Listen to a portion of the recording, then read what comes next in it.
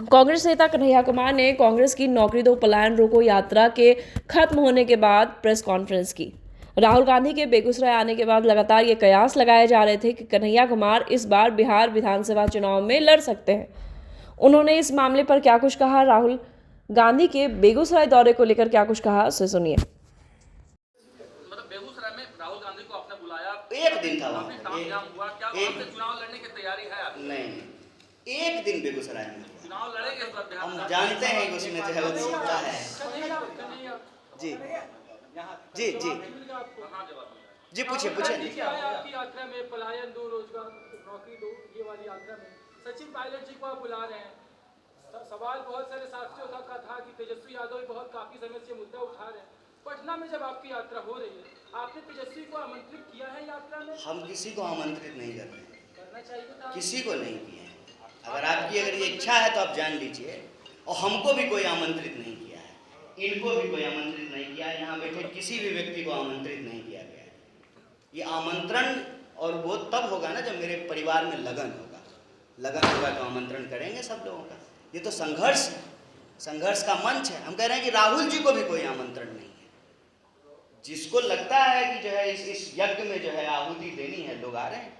Congress party साफ Congress party के दफ्तर में बैठ करके अध्यक्ष जी की मौजूदगी में हमारे प्रवक्ता बैठे हुए, प्रभारी बैठे हुए हैं, वहाँ बैठ करके जो है, और यात्रा के जो मीडिया के कोऑर्डिनेटर है माइक ले करके कह रहे हैं कि कांग्रेस पार्टी की यात्रा नहीं है। अभी कहा ना शुरू में, फिर भी जो है कांग्रेस पार्टी तो नहीं कह रही है कि हमारी यात्रा नहीं, निकलो यहाँ से।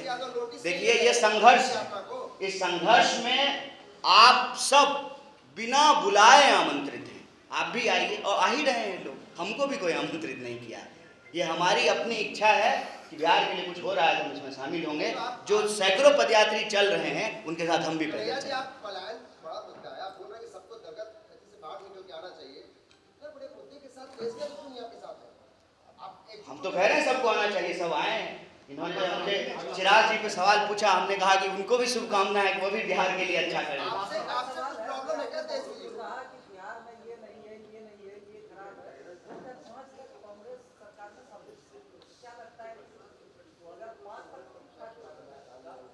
नहीं, ये प्रश्न जब पूछा जाता है तो मैं कई बार इस प्रश्न पूछने के कारणों की पड़ताल करने लगता हूँ। मान लीजिए, फर्ज कीजिए कि मेरे दादाजी जो है ना पक्का मकान नहीं बना पाए, ठीक है, और मेरे पिताजी जो है ना पक्का मकान बनाने का कोशिश करने लगे, तो जो है ये मेरे पिताजी को कहा जाए कि क्यों बना रहे हो, तुम्हारा दादाजी तो बना नहीं पाया। क्या इसका उद्देश्य है? ये जो व्हाट अबाउटरी करते हैं, इसका क्या उद्देश्य है? प्रश्न ये होना चाहिए कि पलायन हो रहा है कि नहीं हो रहा है। पलायन हो रहा है, इस पे किसी को कोई दो राय है? पलायन होने पे किसी को तो कोई दो राय नहीं है। तो पलायन रुकना चाहिए, जहाँ लोग पैदा हुआ है वहीं उसको। अच्छा, तो हम जवाब देंगे, आप जवाब दीजिए। हम जवाब देंगे, आप जवाब दीजिएगा। आप ही दीजिएगा, हम ही सुन लेते हैं, कोई दिक्कत नहीं। हमको कुछ जो है ज्ञान बुद्धि हो जाएगा, ठीक है। तो पलायन हो रहा है और पलायन रुकना चाहिए, इस पे बिहार में सहमति है, इससे कोई असहमत नहीं है।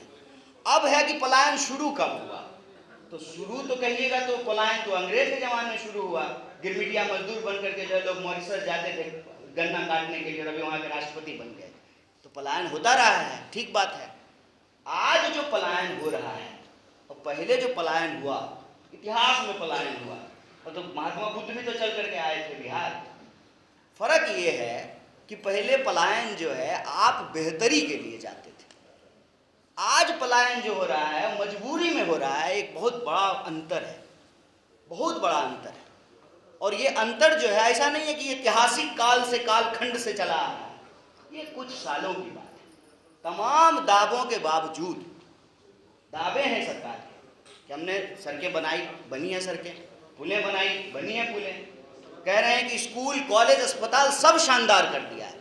तो जब सब कुछ शानदार कर दिया है, कोविड के दौरान में लास्ट जो है डेटा आया था पलायन का कि 2 करोड़ का डेटा था, और अकेले बिहार से, बिहार और उत्तर प्रदेश, एक नंबर पे उत्तर प्रदेश है, दूसरे नंबर पे बिहार है, अकेले बिहार से लगभग 70 लाख पलायन जो के बारे में आंकड़ा आया कि लौट करके लोग आए। उसके बाद उन मजदूरों का क्या हुआ, वो कहाँ गए, उनका कोई रजिस्ट्रेशन नहीं है। और इसको जब आप जोड़ करके देखेंगे तो कोविड के दौरान भी जो हमारी स्वास्थ्य व्यवस्थाओं की जर्जर हालत देखने को मिली। स्कूल का हालत आप सब लोग जानते हैं, भवन है टीचर नहीं है, टीचर है भवन है स्टूडेंट नहीं है। सवाल ये है कि पलायन जब हो रहा है तो पलायन रुकना चाहिए। हमारी सरकार जब थी तो हमने क्या किया उस पर अगर हम बोलते रहेंगे तो 55 साल में हमने बहुत कुछ किया। आज क्या करना है उसको बोलने की जरूरत है। 55 साल में जो है इस देश को आज़ादी कांग्रेस पार्टी ने दिलाई, प्रेस कॉन्फ्रेंस हो रहा है, बराबर का वोट का अधिकार मिला लोगों को, राजे राजवारों का राज खत्म किया गया, तभी जो एक गरीब का बच्चा जो है वो देश का जो है मुख्यमंत्री बन पाया। देश में 55 साल में बहुत कुछ हुआ। कांग्रेस पार्टी ने क्या किया, हम सिर्फ वही गिनाने के लिए बैठेंगे तो दिन भर बोलते रहेंगे तब भी खत्म नहीं होगा।